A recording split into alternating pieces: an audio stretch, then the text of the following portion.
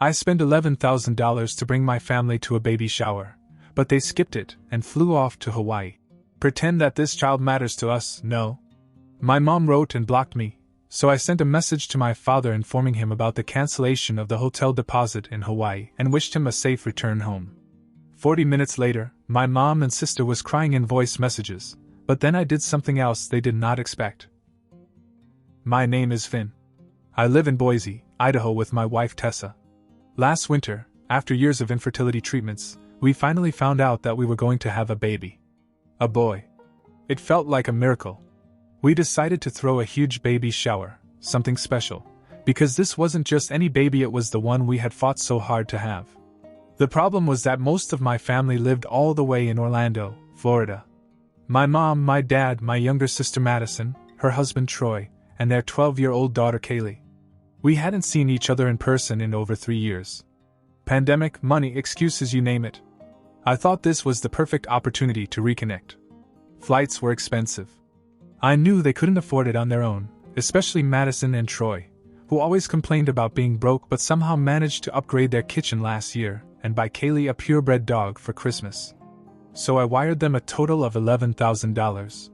Flights, hotel, car rental all prepaid. All they had to do was show up. At first, my mom seemed excited. She sent a few texts like, "I can't wait to see the bump," and "We're all coming. It's going to be so much fun." Madison was her usual self, sending one-word replies like "cool" or "yup." Troy said nothing, and Kaye asked if there was going to be good Wi-Fi, because otherwise she was going to die. Tessa told me not to get my hopes up, but I wanted to believe. I had to believe. 2 days before the shower, I texted them the itinerary again and picked out their hotel rooms at a nice local place overlooking the river. I even stocked their mini fridges with snacks I knew they liked. I bought a huge, "Welcome family" sign to hang at the airport. Tessa said I was going overboard. Maybe I was. But after everything, after all the times I'd been there for them, I thought they'd want to be there for me. The morning of the shower came. It was bright, perfect weather. Tessa looked beautiful, even though she was exhausted. My friends began to show up. Her family was there, arms full of gifts, big smiles on their faces. I kept checking my phone. No calls. No texts. I checked the flight info. They had landed the night before. They should be at the hotel. An hour in the shower, I called my mom. Straight to voicemail. So did Madison. Troy too. I tried texting. Nothing. Then, at 1 p.m. the party was half over, I got a text. It was from my mom. No greeting, no apology. It said, "Sorry Finn, plans have changed. Pretend this kid is important to us, no." That was it. I stared at my phone for a full minute before I showed it to Tessa. Her face turned red. She opened her mouth to say something, but just shook her head. I called. Blocked. I called Madison. Blocked. I called my dad, who usually stayed out of the family drama. He didn't answer either. So I sent him a message. I told him that since they weren't staying at the hotel, I was canceling the deposit. I told him that I hoped they enjoyed their trip to Hawaii. Because yes, they had gone, I found out through Kaylee's stupid public Instagram. Pictures of them at the airport and matching aloha shirts, grinning like idiots. I ended my message by wishing them a happy return home. No anger. No threats. Just cold facts. 40 minutes later, my phone started buzzing. Over and over. Voicemails, texts, missed calls. Voice messages from my mom and Madison, both crying. But I wasn't done. Not even close. I didn't even listen to the voicemails right away. I just sat there staring at my phone as the house grew quieter and quieter. Tessa had gone upstairs to change out of her dress. Her family was picking up decorations and leftover cake. Everyone kept giving me these pitying looks, like they didn't know what to say. When the house was finally empty, I grabbed a beer, sat on the back porch, and opened the first voicemail. It was my mom. She was crying, rambling about how it wasn't their fault, how they thought the shower was canceled because no one called to tell them that they had no idea we were still expecting them. The second voicemail was from Madison. Her voice was shaking. She said that Kaye was upset, that it wasn't fair to make her feel unwelcome, that I had blindsided her by canceling the hotel and made her look stupid.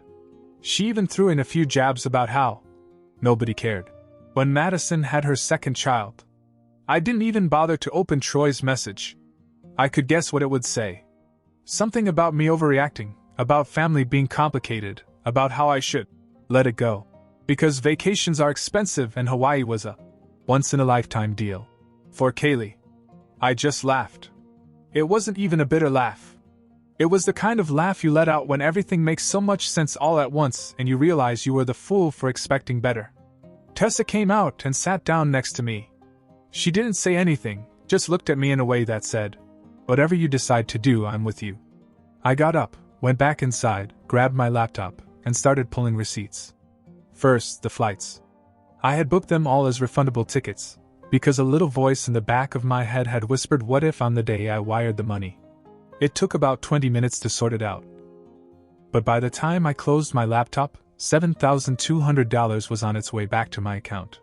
The hotel deposit was simpler. A quick phone call and another $2,000 came off my credit card. They'd show up after their dream vacation and realize they owed the hotel full price if they still wanted rooms. Good luck with that. And then I decided to do one more thing. Just a little something extra. I logged on to our old family group chat. It was dusty, barely used except for the occasional "Happy Birthday" text. It was still called Family First Red Heart, like some kind of sick joke. I posted a collage of screenshots. One was my mom's nasty text about pretending the kid mattered. One was a picture Kaye had posted that morning her on the beach, doing a shaka sign with a flower in her hair. Another was the confirmation that her flights had been cancelled. Then I typed a sentence. "Don't worry, you have already chosen your family." And I left the group. I turned off my phone. Tessa didn't yell at me. She didn't tell me I was being petty or cruel. She just put her hand on her stomach and said, "You don't need them. He's got a real family." But the anger in me wasn't finished. Part of me wanted to hurt them the way they hurt me. To make sure they never forgot how easily they tossed me aside. And just when I thought I could finally breathe, my plan began to work faster and harder than I ever expected. The next morning, I woke up to a phone vibrating nonstop on my nightstand. At first I ignored it. Tessa was still asleep, one hand protectively over her stomach, and for once the house felt quiet. I didn't want to ruin that by diving back into the chaos. But after a while, curiosity won out.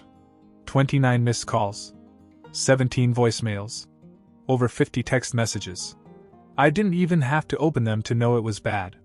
A quick glance at the notifications told me everything. Mom, Madison, even Troy had tried to call. The group chat, the one I nuked before I left, had imploded. I checked it just long enough to catch the end before someone must have deleted it. Apparently, all hell broke loose after I posted the screenshots. My Aunt Laura, who had always been the family outcast for not playing along, went straight for the jugular. She called Mom selfish and accused her of pulling the same stunts for years, skipping important family events, making everything about herself, lying when it suited her. My cousins, even ones I hadn't spoken to in years, backed her up. Story after story poured out. Mom missing weddings. Mom skipping birthdays. Mom forgetting the birth of a cousin's son because she was too busy vacationing in Cancun. And then came the final blow. One of Madison's old college friends, who was apparently still lurking in the group, dropped screenshots of private messages between her and Madison, in which Madison trashed me. She called me a pathetic golden boy, and said it was so annoying how everyone acted like my baby was a miracle child just because it took us longer to conceive. It hit me harder than I expected. I just sat there for a minute, the phone heavy in my hand, while the weight of it all settled in. They hadn't just left me. They resented me. They mocked me. Tessa came downstairs in her slippers, her hair a mess, yawning. She took one look at me and knew. I told her everything, in short, clipped sentences, while she made coffee. She listened quietly, as she always did. When I finished, she handed me a cup and said, "You know what you have to do." "What?" "Absolutely nothing." I almost laughed, but she was serious. "You're drowning yourself," she said. "You don't have to lift a finger." She was right. As tempting as it was to throw one last punch, it was better to let them eat each other alive. Still, it gnawed at me the thought of them smiling on some beach in Hawaii as if nothing had happened. As if they hadn't just set fire to everything we had. I tried to put it out of my mind. We spent the rest of the day setting up the nursery, building the crib, folding tiny onesies, lining up little storybooks on a shelf shaped like a cloud. It helped. For a few hours I remembered why all this was important in the first place. But late that night, after Tessa went to bed, I checked my email. And there it was. A travel alert from the airline. Apparently a significant weather event. A sudden tropical storm had hit Hawaii. Flights were grounded. Hotels were evacuating certain areas. Tourists were warned to expect major delays, and to be prepared to pay extra if they had to extend their stay. No refundable hotel bookings. Without refundable flights. Without their prepaid rental cars. They were screwed. I leaned back in my chair, stared at the screen, and took a deep breath. I didn't have to do anything. Karma had worked overtime. The next 2 days were quiet. Too quiet. Tessa and I lived like normal people, pretending we didn't know my entire side of the family was melting down 4,000 miles away. I stayed off social media, off texts. I focused on building the changing table, washing tiny socks, tightening crib screws that didn't even need tightening. It was peaceful in a strange, heavy way. Then, on Wednesday morning, an email popped up. It was from the hotel I had cancelled for them, the one I had originally booked on my own card. The subject line made my stomach turn a little. Outstanding balance notification. Immediate action required. Turns out the hotel had tried to run my mom's backup credit card when she didn't check in and it was declined. Standard policy meant they charged the original method of payment before the penalty and cancellation fees. Almost $1,300. I stared at the number for a long time. Tessa saw me sitting there and asked if everything was okay. I showed her the email. She blinked once, slowly, and said, "Call them. Fight it." It took a solid hour on the phone with the hotel manager, pulling up all my receipts, explaining the situation, emailing copies of the cancellation confirmation. In the end, they agreed it wasn't my fault. They would go after my mother directly. I thanked them and hung up. My hands were still shaking from how close they'd come to sticking me with the bill when my phone buzzed again. It was a WhatsApp message from an unknown number. It was my dad. "Son, can we talk? I didn't know about the Hawaii trip until it was too late. I stayed home." I blinked. I hadn't even thought to check if he had gone with them. I just assumed he had. But then he sent a picture. A quiet shot of him sitting alone in his backyard, feet up on a plastic chair, dog lying next to him, a half-empty beer on the table. He never left. Apparently, when Mom, Madison, Troy, and Kaye boarded the plane to Hawaii, my dad stayed behind. Said he was tired. Said he had to take care of the house. Really, he just didn't want to be a part of it anymore. I didn't even know what to say. He told me he'd been trying to call me since the shower, but thought I didn't want to hear from him. That he'd seen the explosion in the group chat. That he would understand if I never wanted to talk to him again, but he wanted me to know one thing. I never chose her over you. Tessa read the messages over my shoulder. She didn't say anything for a while. Finally she whispered, "You have a choice too, Finn. Revenge or peace." I sat there, feeling the full weight of this. Then another message came. From Madison. This time it wasn't begging. It wasn't crying. It was angry. "If you don't take down the posts and apologize, we're going to tell everyone the real reason you're having a baby now. I bet your friends don't know the whole truth." My stomach twisted. It was a threat. A bad one. Because the truth she was hinting at was that Tessa and I had gone through IVF after years of trying. Something we hadn't made public, not because we were ashamed, just because it was ours. Something private. Something sacred. Something Madison knew because I once trusted her. And now she was going to use it against us. Tessa sat down next to me, calm as anything. "We don't have to fight," she said. "We can let her scream into the void. We can live our lives, Finn." But a fire burned in my chest. I realized they hadn't just left me. They were going to burn it all down on their way out. I had a choice. And this time, I wasn't going to play nice. I stared at Madison's note for a long time. She really had gone there. After everything, after skipping my baby shower, lying, blocking my calls, making a vacation out of betrayal, now she was going to blackmail me with our IVF story like it was some dirty secret. Tessa squeezed my hand once and said, "Whatever you decide, I'm with you." I knew she meant it, but I also knew she didn't want war. She wanted peace. She wanted us to focus on the baby. Still, there was a line, and Madison had bulldozed right over it. So I sat down at my computer and got to work, not firing back at Madison directly, but something smarter. Cleaner. First, I emailed my family, the ones who still talk to me, a heartfelt message. I thanked them for their support, explained that yes, Tessa and I had used IVF, and no, we weren't ashamed. That it had been the hardest and most beautiful journey of our lives, and that we had chosen to keep it private, not secret. I included a picture from the baby shower, me and Tessa laughing together under the blue and silver decorations, a huge "It's a boy" banner hanging behind us. No anger. No attacks. Just honesty. Then I wrote a post on my social media, short and sweet. After a long journey, Tessa and I are finally expecting our miracle baby. IVF has made this dream possible. We're not ashamed of our journey, we're proud. Thank you to everyone who's shown their love and support. We can't wait to meet our little guy. Within an hour, the post exploded. Hundreds of comments poured in. Friends, old coworkers, even distant cousins I barely knew, all congratulating us, sending love, sharing their own IVF stories. Tessa cried when she read some of them.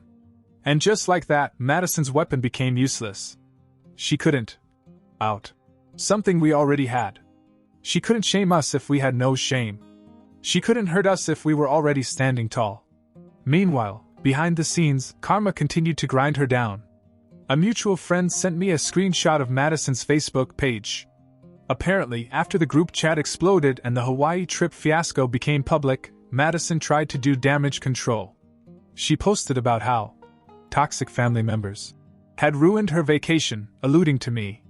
The comments didn't go as she expected. People dragged her badly. Accusations of abandoning her family. Accusations of taking advantage of me financially. Someone even linked to Kaylee's vacation selfies.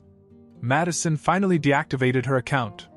Troy tried to defend her, but no one cared what Troy had to say. Mom remained suspiciously silent, probably hoping it would all blow over. But it wasn't over. Not yet. Because a few days later, my dad showed up at my door. Unannounced. Alone.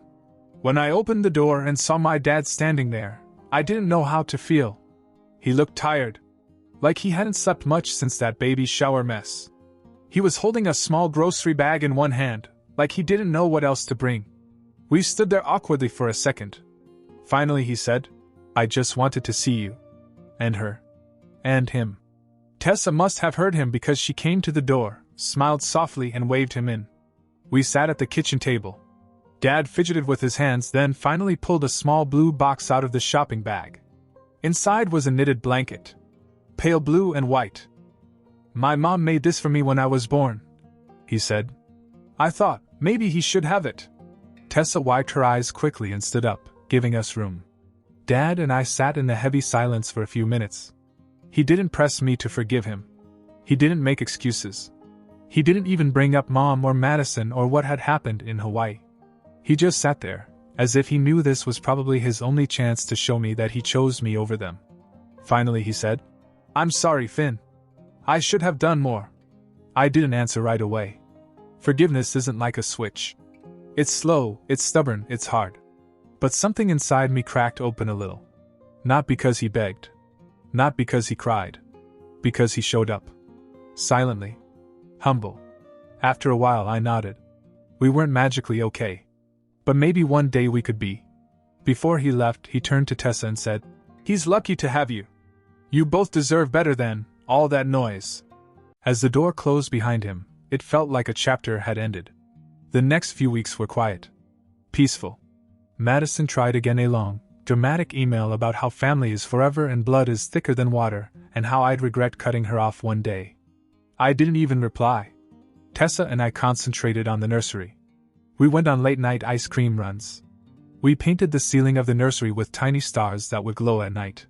We planned a future full of real family, the kind you build, not the kind you're stuck with. When our son was finally born, I held him in my arms and felt a peace I hadn't felt in years. I realized then that Tessa had been right all along.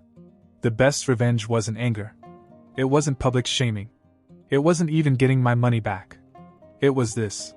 A quiet life filled with love they could never touch. A family that chose each other every day. And them stuck on the outside looking in. Right where they belong. Update. 6 months after our son was born, I thought the dust had finally settled. Life had shifted to something quieter, something better. Our days were a blur of late-night feedings, stroller walks around the neighborhood, and that weird, simple happiness you can't really explain to anyone who hasn't experienced it. Our son laughed at everything, a squeaky toy, Tessa making silly faces, even the sound of me jangling my keys. Every time he smiled, it healed a little more of the broken pieces inside me. I had pretty much washed my hands of my old family. No more late-night rages. No more what-ifs. I really thought I'd left them behind. Then, out of nowhere, a letter showed up in the mail. Not an email. Not a text. An actual handwritten letter. The envelope had my name scrawled on it, and as soon as I saw the handwriting, something twisted in my gut. It wasn't Madison's messy scrawl or Mom's perfectly neat cursive. It was younger. More careful. Inside was a short, awkward letter from Kaye. She was apologizing for missing the baby shower. Said she didn't really understand what was going on at the time. That she just went where her parents told her to go. She said she felt like maybe she didn't know who was telling the truth anymore. The part that hit her hardest was near the end. I hope to meet my cousin someday. Even if you hate me now, I understand. But I'm trying to be better. I sat at the kitchen table for a long time, the letter shaking a little in my hands. In all the chaos, I had barely thought of Kaye as a person. She was always just Madison's spoiled brat, in my mind. But reading her words, it finally clicked she had been a pawn in all of this too. She wasn't the one who chose to betray. She was dragged along. I showed the letter to Tessa later that night. She read it twice, then looked at me with the steady patience she always had. "It's your choice," she said. "You don't know anyone anything. But maybe this time it's not about them." I didn't answer right away. I had to sit with it. I needed to see if I could open the door just a crack without letting all the old hurts back in. Later that week I wrote back. Nothing big. Just a simple letter telling Kaye that I appreciated her reaching out. That it wasn't her fault that she was caught in the middle of something ugly. That maybe in the future, when she was ready, there might be a place for her in our lives. Maybe. No promises. No guarantees. Just a crack in the wall. I sent it off the next morning before I could second-guess myself. Weeks passed. Life moved on. Our son said his first word, it was dog. Of course, because Tessa's golden retriever was basically his third parent. The nursery filled with books and toys and tiny shoes he didn't even know how to keep on his feet. I honestly didn't expect to hear from her again. Until one afternoon, about 2 months later, I received another letter. This time, there was a hand-drawn picture tucked inside. It was a crayon drawing of our son poorly done, a small stick figure with a big smile standing next to another stick figure labeled, "Me, Kaye." At the bottom she had written, "No matter what happens, I'll be waiting if you ever want me in his life." And underneath, in tiny letters, "Family isn't blood. It's love." I showed it to Tessa. She cried softly into my shoulder. We put the picture up in the nursery, next to the glow-in-the-dark stars. Not because we were ready to fully accept Kaye. Not because all was forgiven or forgotten. But because sometimes life gives you a second chance you didn't expect, and the bravest thing you can do is leave the door open, even just a little. For those willing to walk through it the right way.